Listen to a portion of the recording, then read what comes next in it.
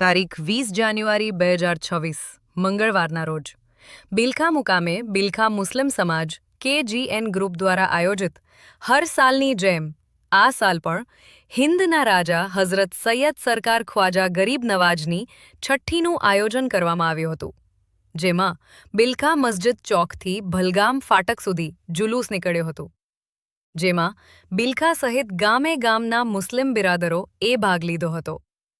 અને આ પ્રોગ્રામમાં મુખ્ય મહેમાન તરીકે ખ્વાજા સાહેબના વંશજ અમરેલીથી દિલાવર બાપુના બંને શહેઝાદા દાદા બાપુ નિઝામુદ્દીન બાપુ તશરીફ લાવ્યા હતા અને પ્રોગ્રામમાં ન્યાજનો પણ ઇંતેજામ કરવામાં આવ્યો હતો. તેમાં પણ મુસ્લિમ બિરાદરોએ મોટી સંખ્યામાં ભાગ લીધો હતો